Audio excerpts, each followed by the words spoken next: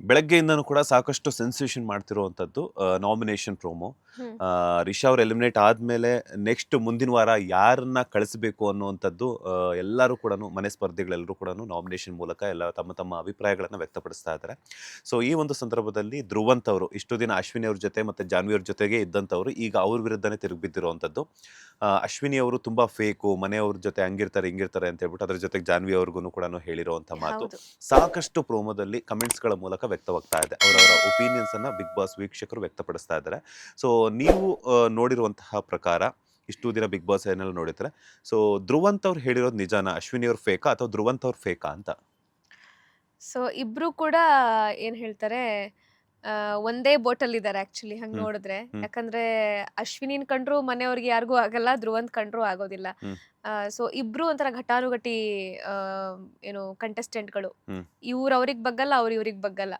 So ಇಷ್ಟ ದಿನ ಹೇಗಿತ್ತು ಅಂತ ಹೇಳಿದ್ರೆ, ಧ್ರುವಂತ್ ಜಾನ್ವಿ ಮತ್ತೆ ಅಶ್ವಿನಿ ಜೊತೆ ಸೇರ್ಕೊಂಡು ಮನೆಯವ್ರ ಬಗ್ಗೆ ಎಲ್ಲ ಒಂದಷ್ಟು ಅವರಿಗೆ ಕಂಪ್ಲೇಂಟ್ಸ್ ಮಾಡ್ತಾ ಇದ್ರು, ಅವರ ಅಸಮಾಧಾನನ ಹೇಳ್ಕೊತಾ ಇದ್ರು. ಹ್ಮ್. ಈಗ ಹೆಂಗಾಗಿದೆ ಅಂದ್ರೆ ಅಶ್ವಿನಿ ಮತ್ತೆ ಜಾನ್ವಿ ಬಗ್ಗೆ ಮನೆಯವ್ರ ಹತ್ರ ಎಲ್ಲ ತಮ್ಮ ಅವರ ಬಗ್ಗೆ ಕೆಟ್ಟದಾಗ ಹೇಳಕ್ಕೆ ಶುರು ಮಾಡಿದ್ದಾರೆ. ಹ್ಮ್. ಸೊ ನಾವು ಪ್ರೋಮೋದಲ್ಲಿ ನೋಡ್ದ ಹಂಗೆ ನೀವಿಬ್ರು ಡಮ್ಮಿ, ಫೇಕ್, ಹಂಗೆ ಹಿಂಗೆ ಅಂತೆಲ್ಲ ಧ್ರುವಂತ್ ಮಾತಾಡ್ತಾರೆ. ಅದಕ್ಕೆ ಉತ್ತರವಾಗಿ ಅಶ್ವಿನಿ ಅವ್ರು ಬಿಡ್ತಾರ, ಆಬ್ವಿಯಸ್ಲಿ ಬಿಡೋದಿಲ್ಲ. ಸೊ ಅವರು ನೀವು ಫೇಕು, ನಾವು ಮಲ್ಲಮ್ಮ ಅಲ್ಲ ನಿಮ್ ತೆಕ್ಕಿಗೆ ಬರೋದಕ್ಕೆ, ನಮ್ಮನ್ನ ಆತರ ಕನ್ಸಿಡರ್ ಮಾಡ್ಲೇಬೇಡಿ ಅಂತೆಲ್ಲ ಇಬ್ರು ಮಧ್ಯೆ ವಾಕ್ಸಮರ ಆಗುತ್ತೆ.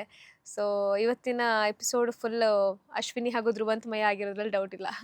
ಸೊ ಅದನ್ನೇ ನಾಮಿನೇಷನ್ ಪ್ರಕ್ರಿಯೆ ಅಂತಂದಾಗ ಡೈರೆಕ್ಟಾಗಿ ಅವರ ಹೆಸರುಗಳನ್ನ ಹೇಳಿಬಿಟ್ಟು ಅದಕ್ಕೆ ರೀಸನ್ಸ್ಗಳನ್ನ ಕೊಟ್ಟಾಗ, ಕಾರಣಗಳನ್ನ ಕೊಟ್ಟಾಗ ಏನಾಗುತ್ತೆ ಅಂತಂದ್ರೆ ನಾವು ಆ ಥರ ಇಲ್ವಲ್ಲ ಅಂತ ಅನ್ನುವಂಥದ್ದು ಸೊ ಅವ್ರಿಗೆ, ಆ ಸ್ಪರ್ಧಿಗಳಿಗೆ ಅನ್ಸುತ್ತೆ. ಬಟ್ ನೋಡುವಂಥ ವೀಕ್ಷಕರಿಗೆ ಗೊತ್ತಿರುತ್ತೆ ಯಾರ್ಯಾರಿಗೆ ಹೆಂಗೆ ಅಂತ ಹೇಳ್ಬಿಟ್ಟು.